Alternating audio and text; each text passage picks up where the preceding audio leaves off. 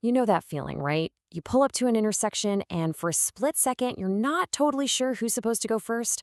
Well, today, we're going to swap out that confusion for confidence. Let's dive in.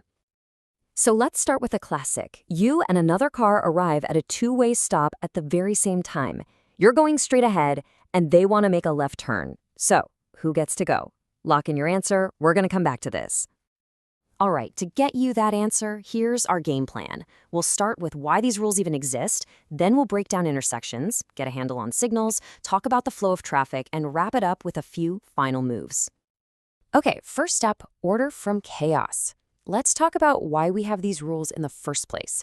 And trust me, it's about way more than just passing your driving test. The best way to think about traffic laws is as a shared language. They aren't designed to be annoying or to slow you down. They're designed to make every single driver's next move predictable. When you can predict what the car next to you is going to do, and they can predict you, everything becomes a whole lot safer. So, where does this shared language matter the most? You guessed it, intersections. This is where everyone's path crosses, and where knowing the rules is absolutely essential.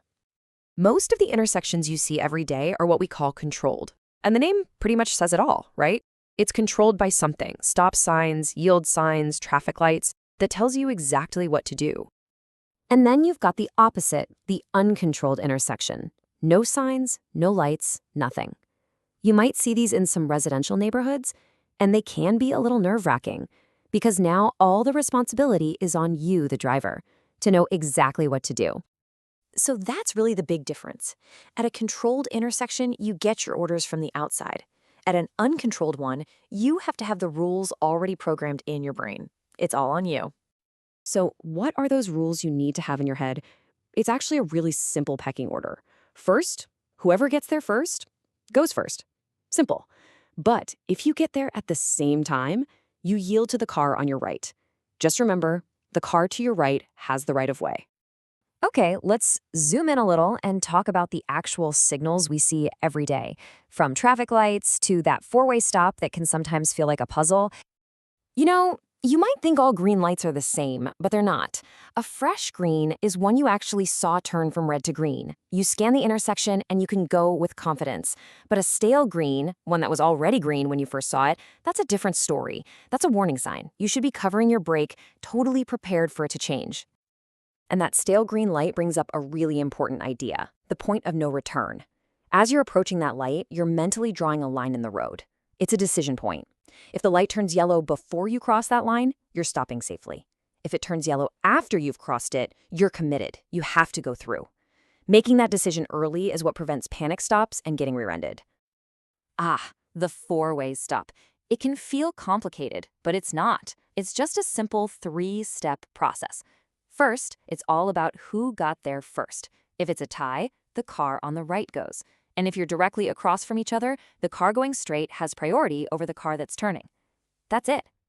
Which brings us all the way back to that question from the beginning. So who had the right of way? The car going straight. At a two-way stop, when two cars arrive together, the driver turning left always has to yield to the driver going straight through. Their path is considered the primary one. All right, so we've handled intersections where we're stopped. Now let's talk about driving when we're in motion. How to navigate the flow and really own your lane. When you're making a left turn, no matter the street setup, the main idea is like to like. You want to turn from your lane into the corresponding lane on the new street. So if you're in the leftmost lane, you turn into the leftmost lane. Following that path is so important for avoiding a sideswipe. Merging onto a freeway is kind of like a three-part mission. Part one is on the ramp. You're a detective, looking for a safe gap in the traffic. Part two is the acceleration lane. Your only job is to get your speed up to match the flow of traffic.